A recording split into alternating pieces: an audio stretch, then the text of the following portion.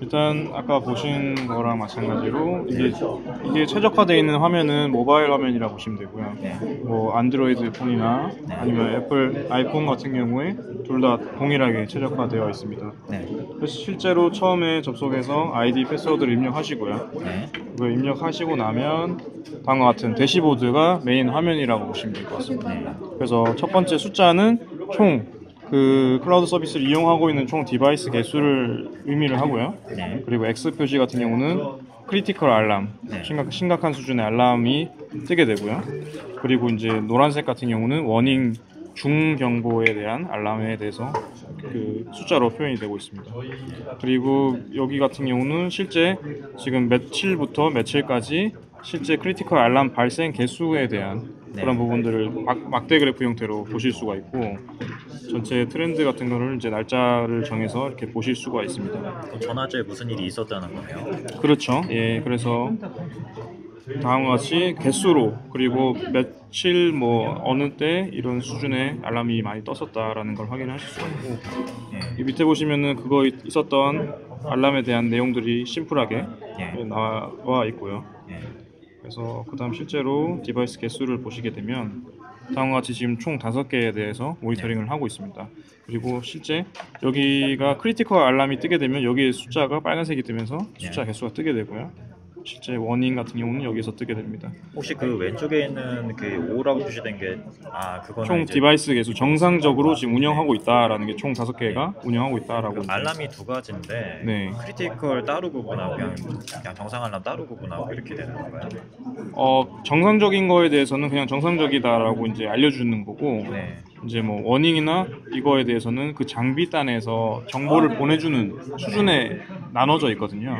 그래서 장비단에서 이 수준에 대한 알람은 중경보다 워닝이다 라고 하면 이쪽에 분류가 되고, 그래서 지금 실제 이 디바이스에 대한 부분들을 보실 수가 있고, 여기서 보시면 이렇게 왕관 표시가 있는 게 있고 없는 게 있는데, 이런 부분들은 프리미엄 서비스, 유료 서비스라고 생각하시면 되고, 이런 부분들은 실제로 장비 안에 있는 일일이 데이터 포인트를 실제로 보시고 싶은 수준으로 보실 수가 있고, 예를 들면 추가해서 뭐 이런 부분들 체크해서 보실 수가 있고, 그러한 부분들은 실제 여기 밑에 아래에 그래프 형태로 아까 보신 것처럼 시간대별로 이렇게 보실 수가 있어요. 이게 되고, 뭐 이제 좀 더 분석을 들어가겠다고 하면은 실제 온도, 배터리는 온도에 영향을 많이 미치기 때문에 그러한 부분들을 고려하게 되면 조금씩 그래프가 바뀌는, 그리고 충전 방전 횟수에 따라서 조금씩 수명이 바뀌는 부분들을 확인하실 수가 있고,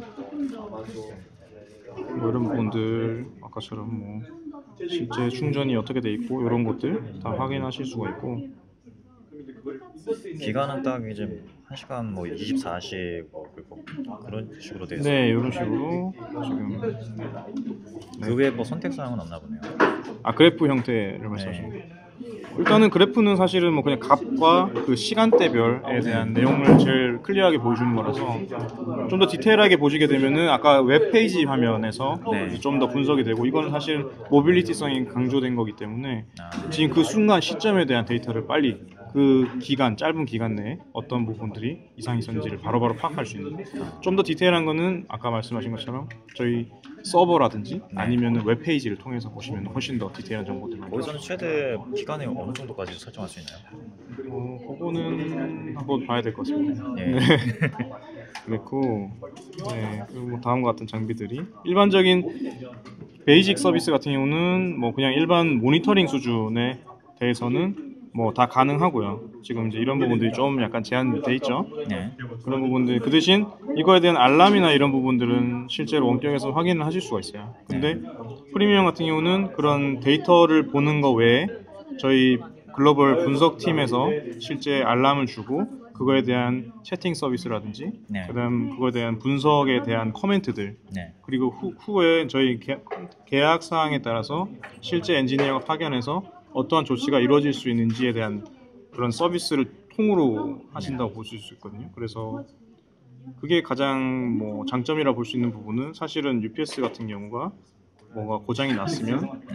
어떤 고객에 의해서는 사실은 UPS가 고장 났습니다 라고만 전달이 되지 사실 네. UPS의 어느 부위에 문제가 생겨서 지금 셧다운이 됐는데 빨리 조치를 해주세요 라고 답변을 주지 않기 때문에 네. 그 부분이 사실 저희 엔지니어 입장에서 코멘트가 추가되면 어떤 파트를 준비를 해서 가고 어떤 것을 준비해서 즉각적으로 바로 조치를 할 수 있기 때문에 그거에 대한 서비스 시간이 줄어들고 그거에 대한 그 타임 리스크를 줄고 장비 유지 보수하는 데 있어서 시간이 중요하기 때문에 그거에 대한 타임 갭이 줄어드는 부분에서 가장 큰 장점이라고 보실 수가 있습니다. 예. 채팅 혹시 그거 나온 거 볼 수 있을까요?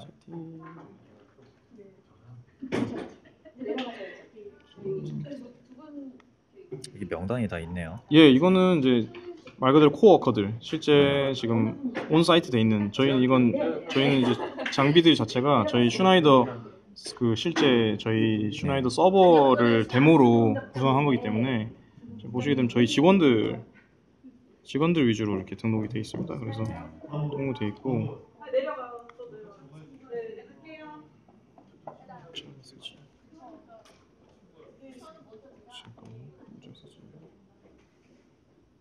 문자 메시지가 잠깐만 이게 알람이 뜬 상태에서 채팅이 가능한데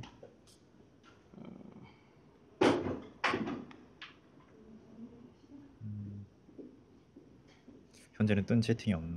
예, 아까 그 같은 경우는 실제 알람이 떠서 그거에 대한 채팅 이력이 있는데 채팅 이력을 볼 수가 있는데 제가 지금 봐야 되겠네요. 네. 여기 있네요. 예. 이런 거 같은 경우, 예, 이런 식으로 지금 실제 인시던트라고 해서 이제 알람이 뜨게 되면 인시던트라고 해서 발행이 되거든요. 네. 그 발행된 인시던트에 대해서 실제 어떻게 조치를 했는지에 대한 데이터를 실제로 채팅 어떤 내용을 주고받았고 뭐 이런 내용을 실제로 보실 수가 있습니다. 이게 한 계정당 아무래도 기업이다 보니까 여러 사람이 있을 것 같은데. 네, 그럼요. 몇 명까지 가능한가요?